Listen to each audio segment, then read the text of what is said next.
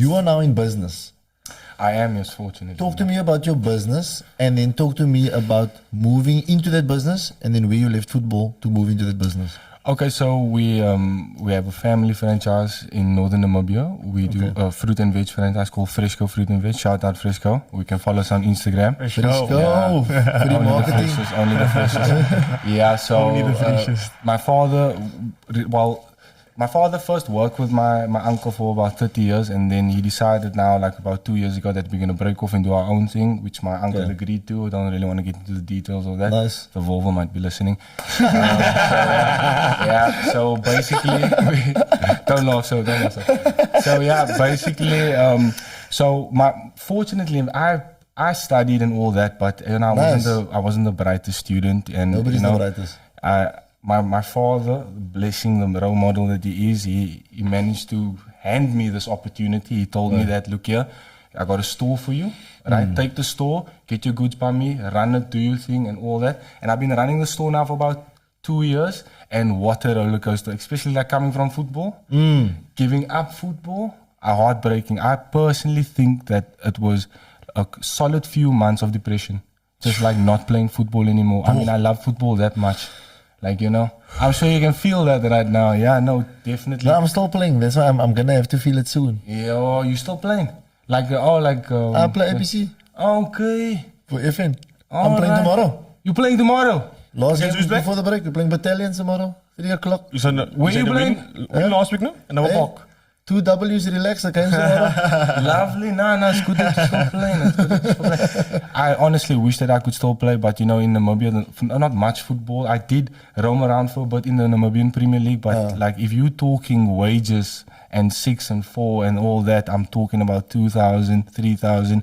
Like, just so by the way, but like I said, man, it was always just that sacrifice was always worth it for the love of the game. The love of the game. I mean, I was obsessed. I'm in love with, like, my father drilled me at a young age. I had no choice, to be honest, but I became obsessed.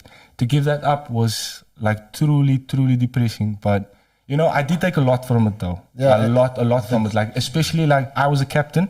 So running a business means I have employees. So I have people that work under me. And these people also, every day, different emotion, you got to respect that, have their own personal problems, things like that. Got to keep them motivated, they basically working for you, making sure that your business is running 24/7. So whatever I have to do to make sure that you do your job, I'm going to do. You understand? So it taught me a lot about myself, that transition. I'm thankful for that segment there, because that's leadership. That's leadership in self, because that's what football teaches you. That's what any sport. Besides, this is not only a football, this is for sport. Sport teaches you leadership. And the mere fact that you had the armband also gives you that. And you will find that maybe if you're a winger, I don't know if this is maybe going to be true somehow, we're going to find out. Where your position was in the field is maybe where you find yourself sometimes in business.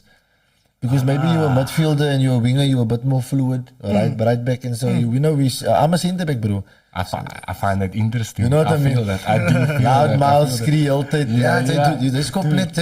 Is alright. We win. Hey. Zij skopt net. Yeah, sometimes we had to. Zij kan die passie. Look at the result. You didn't do the stuff. Anyway, so crazy. The important thing is that, so that's great to hear, that having to make that sacrifice, because some of them push it all the time. What's the why behind it? Why I had to stop playing? No. The why? What's the big? Everything starts with the why. So why are you working so hard and you're making money? What's the big why? Is it going to be a big fruit and veg business in the tycoon vibe? Oh, trust me, we are building an empire. I wanted to say fucking empire, but no, really. I call my father King Midas. Okay, nice. Everything he touched turns to gold. Now, and I mean that, like, really, it is from the beginning. He had so many opportunities to do so many different things, and the things he chose to do, like, skyrocketed. Nice. Took our family and our business to the next level, truly. So I have to say, shout out to my dad, my hero, my role model. Bro, this is important because we don't understand building there. It starts somewhere. You know what I mean? I always go like, look, when everybody was left, there's maybe a house that was left. But I also want to leave like you're almost, man. Because at the end of the day, there's two things they don't teach at school. I've mentioned this before. They don't teach empathy and they don't teach legacy. So they don't teach you how to be empathetic at school. You know what I mean? They don't teach us. We don't do a natural give back. Like this year, we're giving back to, it's another thing. So And it has to be taught. It's not a common thing for people to give at a robot. They don't teach that. And the other thing is legacy. They teach you to go work till the end of the day. They don't teach you to go work. They don't teach you to be entrepreneur, but they teach you actually to be entrepreneur of business, not of your life. Yeah, true. Because so they don't teach legacy. Slave into the system. Correct. So your O gives you that. So again, rich dad, poor dad. Your dad's got that. It's like coming back to the big why. Like, in fact, a lot of people, they like granted opportunities or they work very hard to achieve something and they stick to that and they're like, I have to work for this, otherwise I'm going to lose it. Correct? That's it. Now, the big why factor, I think, is my dad. And I say this because he handed me that opportunity. You understand? So I have to, and I don't want to say that I'm doing this all for him, because that's a lie. I'm like, I do it for myself, because at the end of the day, anything I achieve, I feel good about it and I want success. Little achievement, big achievement, whatever it is, that feeling of success is the best thing ever. So I do it for myself. But I must say, it's a big why, I would say for him, because being handed an opportunity like that, I cannot let him down, honestly. And I know it's a lot of pressure, and a lot of pressure on my brother. That's why he's losing his hair. completely bald. Shout out to you next. Check out Simon's Sinek. It starts with why. Really important, because the mere fact you have the why, and now because what they do with the why is it's there's 3 layers. So it's your identity, the process, and then the system. So because you have the why is the ID, you become what your why is. So you actually, not to say you become your father, but you become that why. So my why is my kids, which is easy. But now also tell everybody the why is easy. Because there's only a limited amount of whys. I do it for somebody in my family. So your dad and my children, if they can, that can fall into the family. Family, legacy. Then you get friends. Then you get, but now once you find the why, then what do you need? How?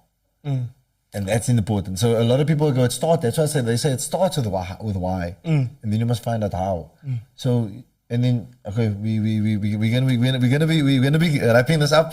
So you found out you were playing the game, played it, love it, and you know your why. I know you know your why. You always say it. I'm doing this for athletes.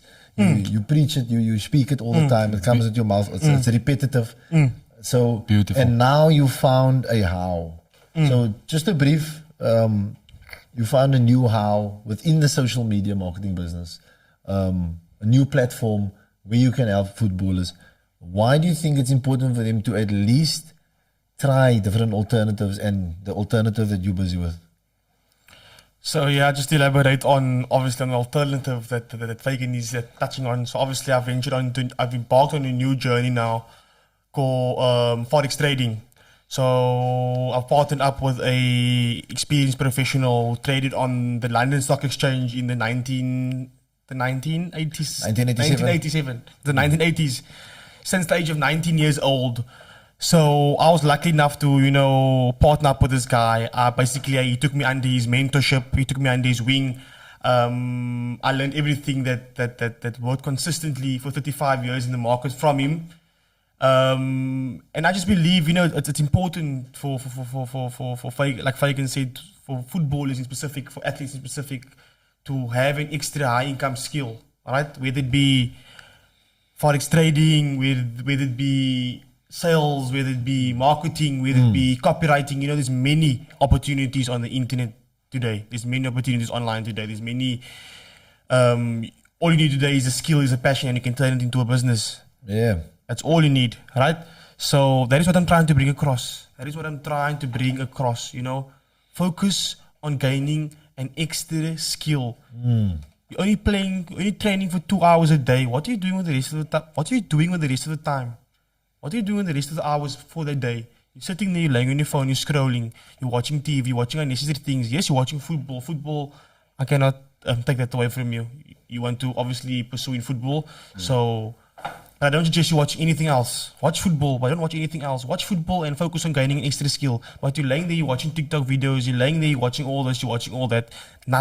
Things that's not beneficial to you at all. Guilty.